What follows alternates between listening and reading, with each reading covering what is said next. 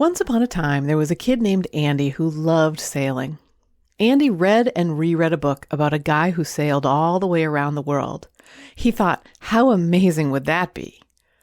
Andy grew up to have a great life with some amazing children he wanted to be an example for, and he built a fulfilling career serving others, coaching Olympians and some of the greatest athletes in the world, coaching college students and young entrepreneurs and business people and teachers and fellow coaches. Over the more than 3 decades of Coach Andrew's career, he's had an incredibly positive impact on thousands of lives, all while helping people achieve their dreams. Now, Andrew is embarking on a dream of his own, sailing around the world in the Clipper Round the World race. 42,000 miles, 11 months sailing the globe, sailing into port on 6 of the world's 7 continents. It's the adventure of a lifetime, young Andy's dream manifested by Andrew's ongoing belief and positive mindset. Where in the world is Andrew Moss? Let's find out. Hello, Andrew. Hello, Kay. So nice to see you. It is great to see you too. Okay, where in the world are you? I am in a Holiday Inn in Qingdao, China, which is on the east coast of China, about 600 or 700 kilometers south of Beijing. So, yeah, never been to China before, so I'm here in Qingdao until tomorrow, and then tomorrow we leave. So I'm glad we managed to catch up before we departed. That is a really quick turnaround. I don't think I realized that you were leaving tomorrow. So it is because that's not the middle of the night for you, but it's evening for you, right? Yeah, it's 8 o'clock in the evening on Wednesday, what is it, the 26th, I think? Maybe. Yes. And Well, I think it's Tuesday the 22nd, 25th. At least it is. It is there, but here it's the 26th. Oh my gosh. Okay. I Wow. think. Does that make sense? Yeah, I it's don't Tuesday, know. March 26th here. Okay, and that's what it is here. It's just here, it's before dawn Right. because I'm in Colorado, and there it's almost night. The time zones are absolutely cracking me Mm. up as we Hmm. go around the world, as we follow you around the world. Also, you said something that I was curious about, which is you are 600 miles south of Beijing. Hmm.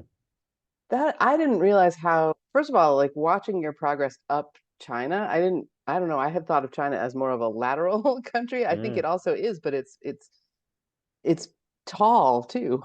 It's a huge country. Yeah. Yeah.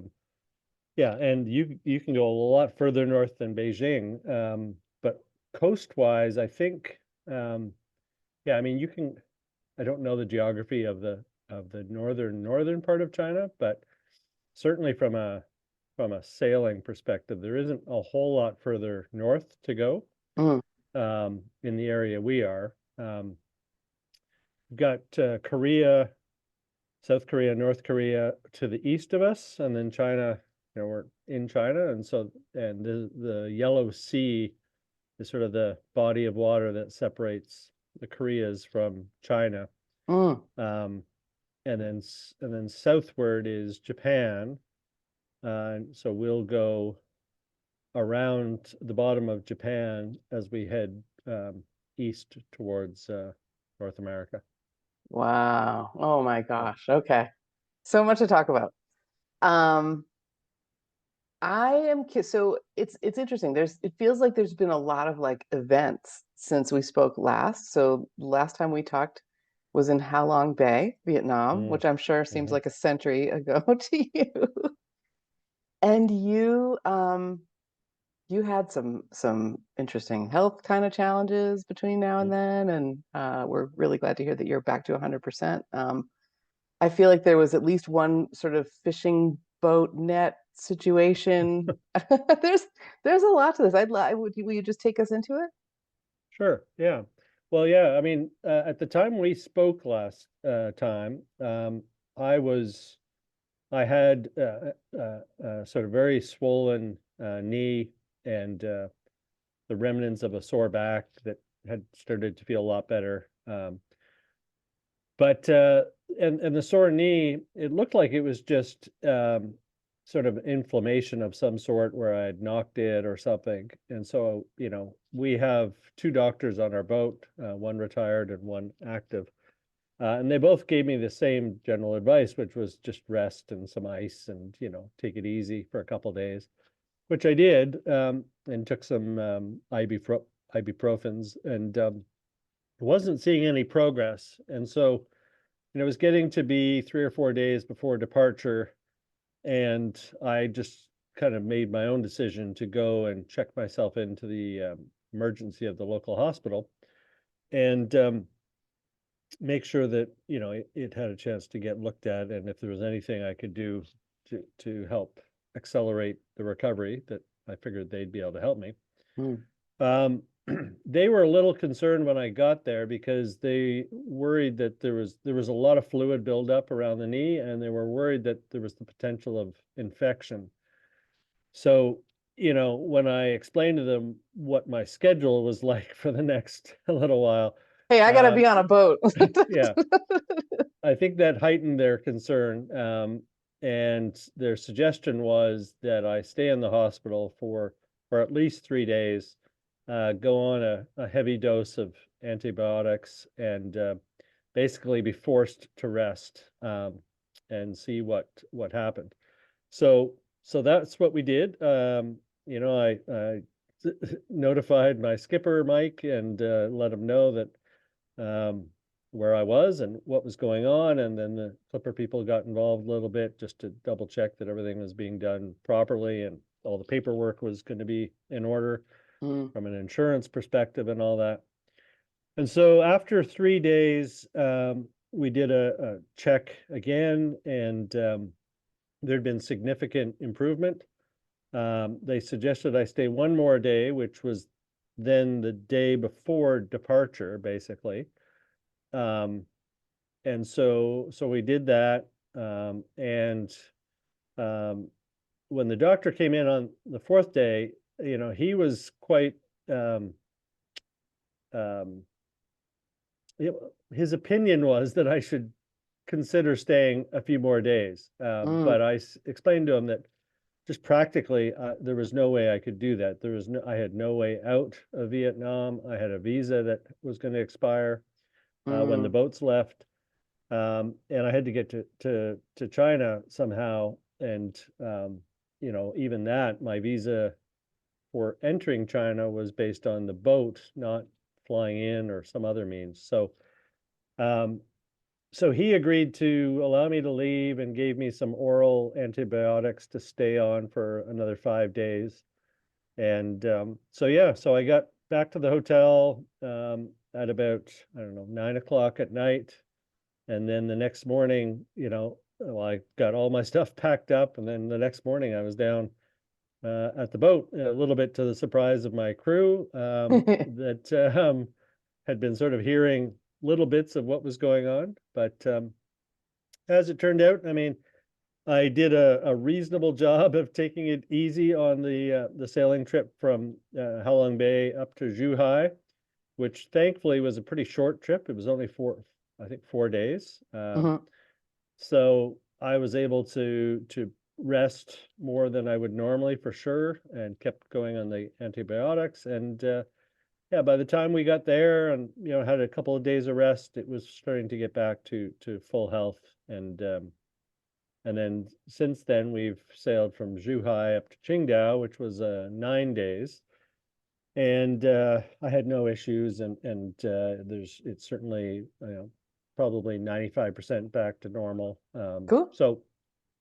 So far so good. But from a health perspective, that was sort of the story. The fishing you mentioned, I mean, the fishing around here is just actually incredible. Two seconds, I'll because stop what I wanted to say was I wouldn't have maybe known why, but you were, I mean, a little off is what's coming into my mind. Like when we spoke from Halong Bay, I don't know, you seemed exhausted in a way that you don't. Like you look like you feel great right now.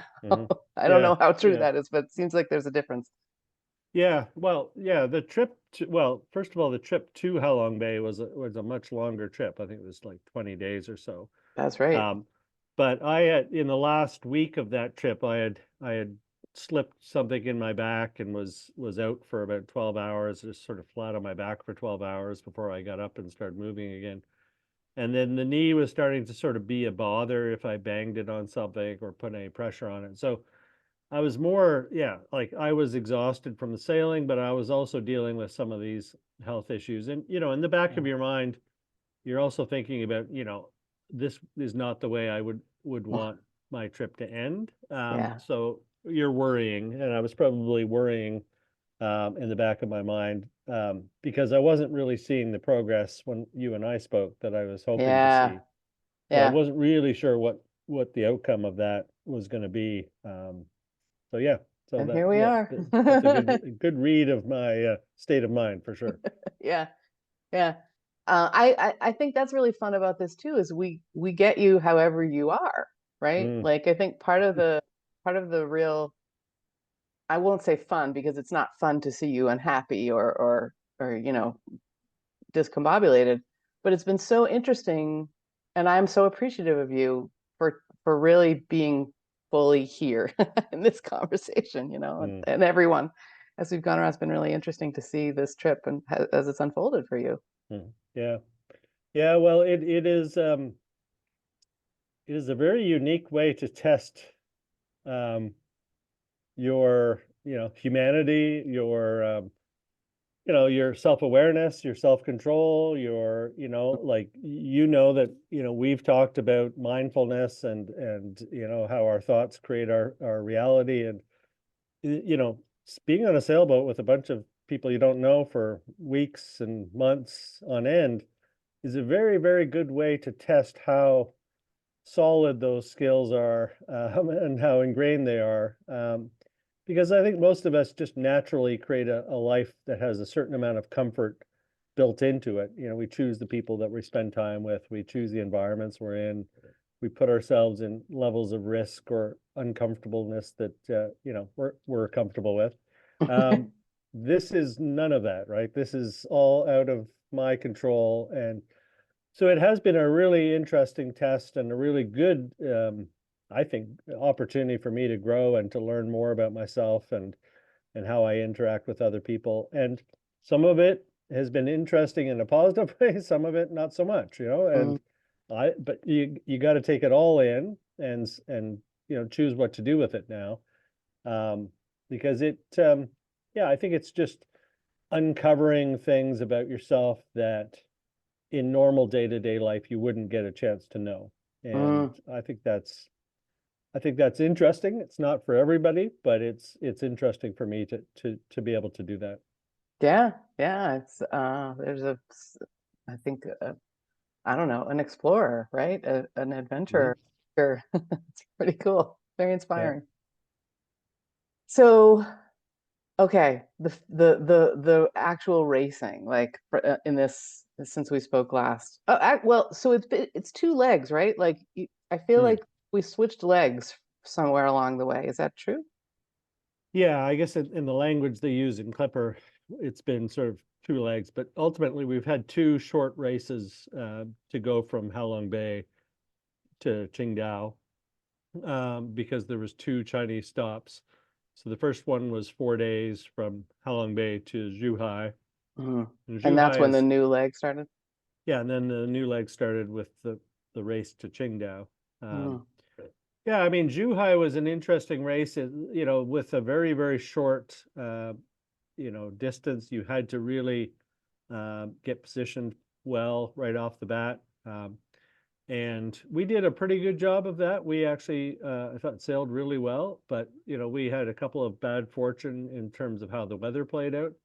And so I think we finished sort of mid to the second half of the pack, but I can't even remember what place we came, to be honest, but it's all a blur. But the big thing on that leg was dealing with these fishing boats and fishing nets and fishing pots that are everywhere. mm, It's definitely not a regulated system. It's definitely free for all, and a lot of the boats are not on the radar systems. They certainly don't speak any English, so being able to communicate and navigate safely, especially at night when there's huge fishing boats, but also these things called squid boats, which basically they're these massive boats with these nets that hang just above the water, but they have Oh. like a bank of lights on them that's like your local football stadium would have. And those lights attract the squid to the surface and they jump into the nets. They basically do the work Oh, for the fishermen. for you.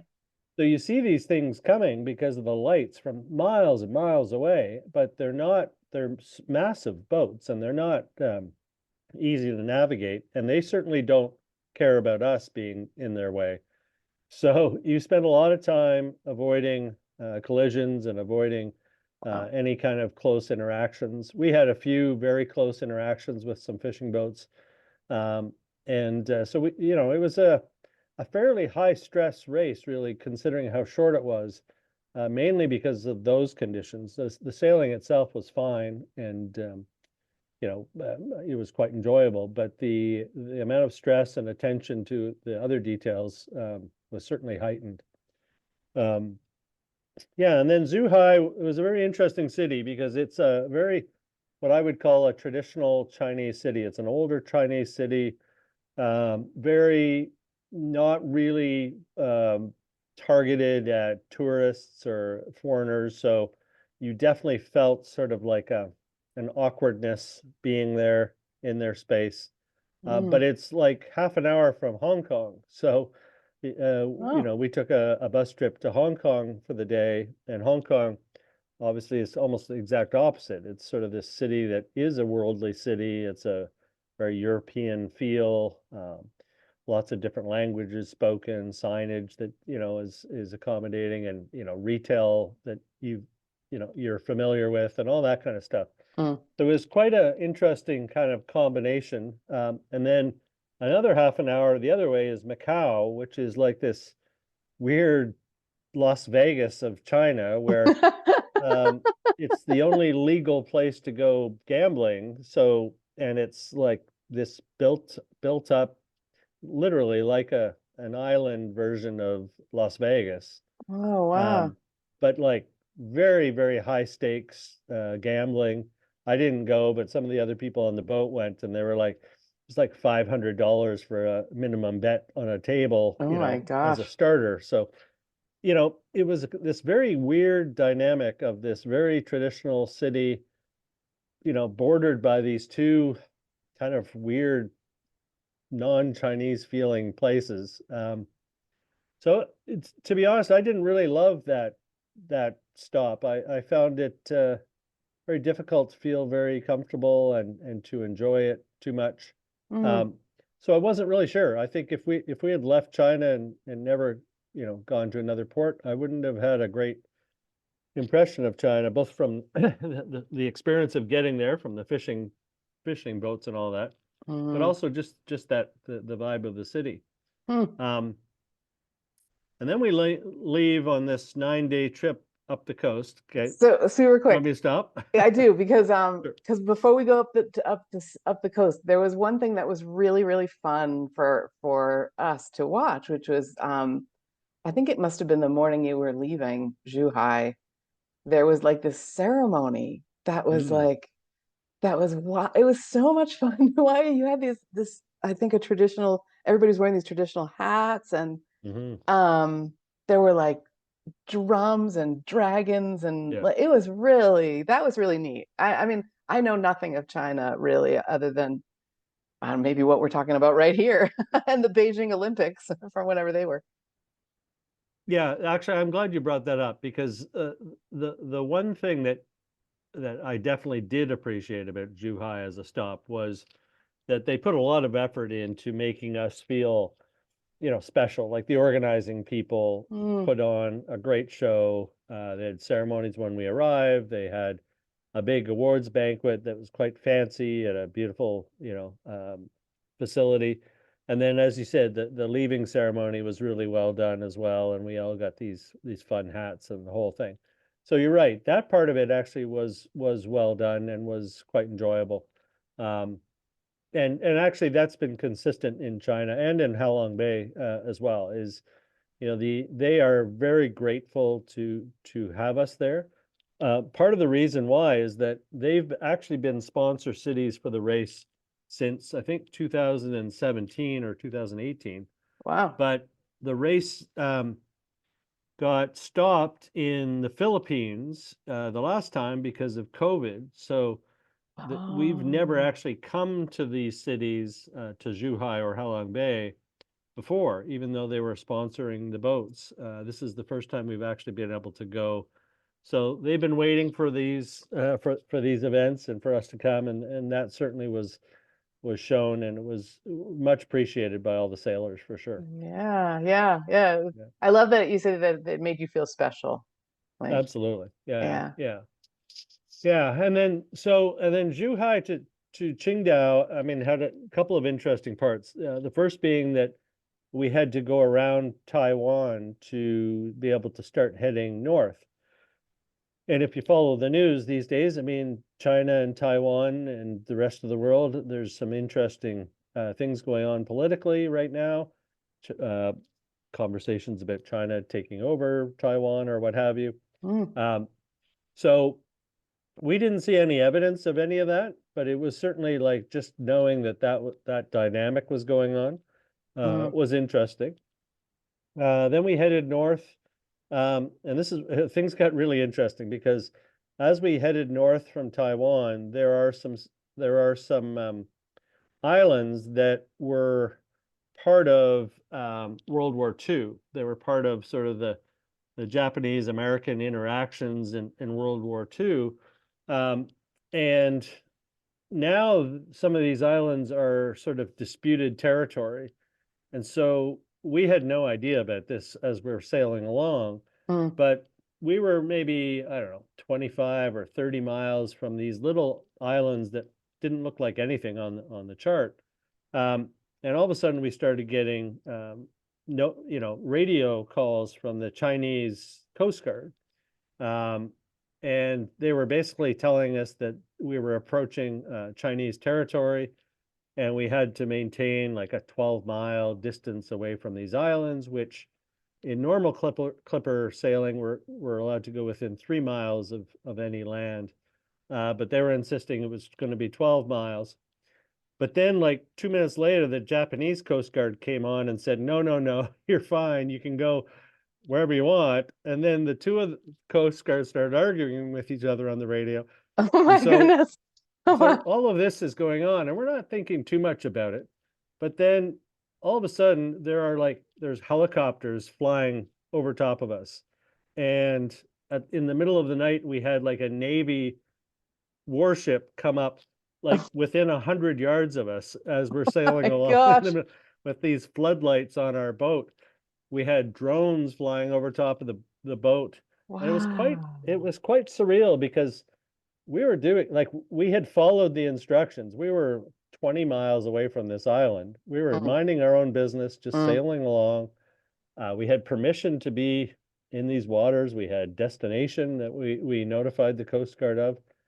But there was a lot of activity, a lot of curiosity. And I don't know if it was just, a bunch of bored Coast Guard people just, checking us out or what was going on. But it was a weird couple of days just going through that area. And, eventually they all seemed to leave us alone and go back to their business. But that was different. That was certainly something we hadn't anticipated.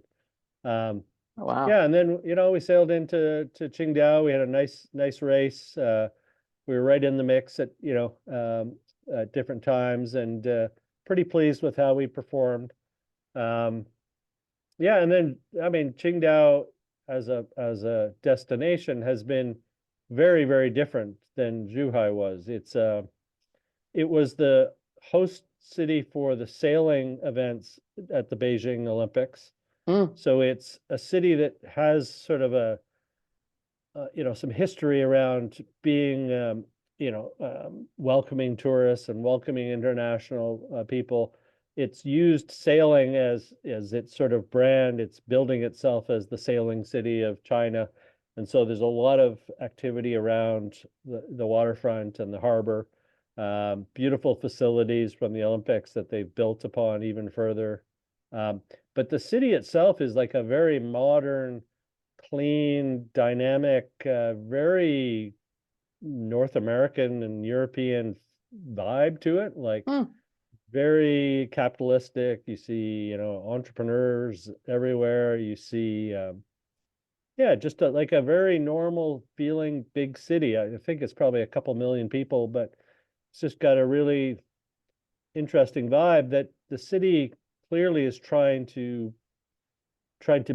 present itself or be a certain way. And I just find it interesting because I think we all hear a version of what China is as if it's like a singular thing. And we also, I think lump a lot of things into communism that are not true. I mean, communism may be how they govern China, but it is a very capitalistic place. There, you walk down the street here and there are shops, mom and pop shops, retail outlets, everything, everywhere. It is very, very capitalistic in that way.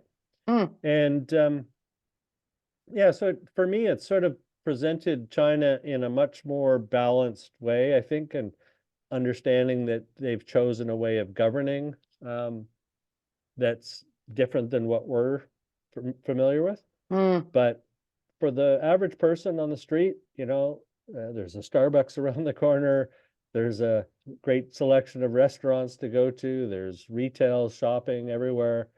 There's people trying to make a living, with laundromats and, every little shop you can imagine. And so it doesn't really feel like they're a bunch of human beings just like the rest of us trying to make ends meet and trying to make a living.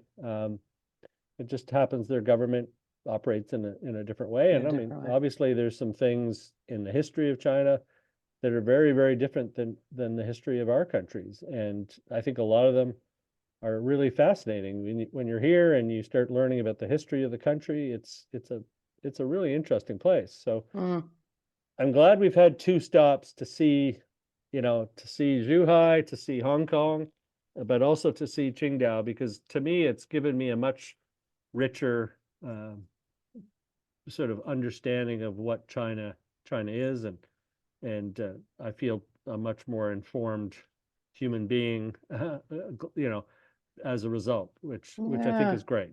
Yeah. Yeah, that's awesome. It's funny because you're reminding me of I think you're right. We do have whatever's gone on wherever in the world. I think where we live is we feel like, or where we're raised, maybe, I don't know. There's a feeling of like, this is how it is. And if you and I remember reading a book one time called The Noodle Road, which was about how like noodles migrated from Asia to Italy. And like, and a woman who that's maybe 10 or 15 years ago, she I think she was actually from Toronto. She sort of traced that back, and it was really about the Silk Road, because it followed the same, noodles followed the same thing. And she's in like a place that I think maybe as a culture we've been taught to fear, perhaps like Afghanistan or Iran or someplace like that. And she's had to finagle her way, like, I mean, as a woman especially, she's really, there's a lot of hoops to jump through to even be in those places. And she's in like a taxi cab or something one day, and she's talking to the driver who happens to speak English, and he's like, he's like, oh my God, you shouldn't go back to North America. Like, it's so scary there. Like, this is where we're safe. And I love that because, like, I love the idea of people just being in the world, and you being able to kind of experience that in a place that, maybe a lot of people from where we live don't get to, is really cool. Totally. Yeah. I mean, I had a funny, it probably happened 2 or 3 times this week where I was in line to, waiting to buy something. And there was a young child with their parent, and the child was staring at me. right? And trying to make sense of like, what is this this being behind me? They don't look anything like anybody I see in my normal life, right? And they would be like, staring and staring, and then they would say something to their parent, and their parent would turn around and look at me and, had a little smirk on their face, right? Because, this, and I mean, that's exactly what we do when we go to other places, like or when other people who don't look like us are in our space. We're curious, and maybe we make judgments, and maybe we, assume a whole lot of things about people. So it was actually interesting to be on the receiving end of that. I found it quite funny. And it, in a lot of ways, this whole story, for me, actually, it reminds me a lot of, I think I've told you the story of when I did the hike in Northern Ontario, Yeah. right? Because that whole hike was based on the idea that what we're told about people, whether it's Indigenous people in our own country, Chinese people on this side of the planet, what we're told is a version that fits with a narrative that suits other people, right? It suits governance, it suits, whoever is creating that narrative wants you to believe it to be a certain way for a reason.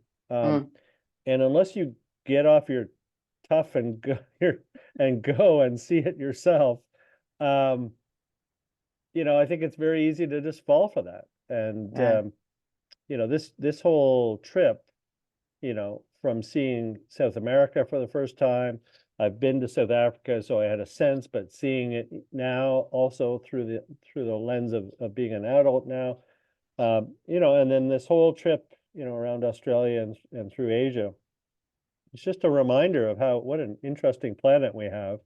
And most people are just doing the same thing all of us are doing, which is just, getting through their day, trying to make a good living, trying to enjoy themselves, watching people out for a jog in the morning along the waterfront here, sitting and having a coffee, chatting to their spouse or their partner.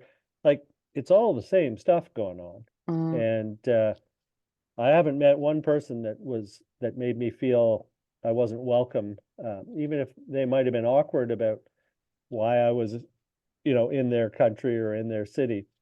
Nobody has ever been rude or dismissive of me being there, and most of them get quite amused at my attempts to speak a little Chinese or their attempts to speak a little English. So been a great experience to culturally to go through this for me. Yeah. When I studied in Italy, I got the chance to go to this. I believe this was called the place was called Lucca, and it's a walled city where you can walk on. There's a park on top of the walls that go all the way around, and I remember being able to go there and walking up there, and you'd see like an elderly couple where the gentleman had like a radio right here, Blair, because this was in the 90s, right? So like it's not like we have now, but he's got a radio like on his shoulder, just a little one, blaring soccer. Like and they're contentedly walking along. Like people are people everywhere, and it's so nice, 100%. Yeah. Well,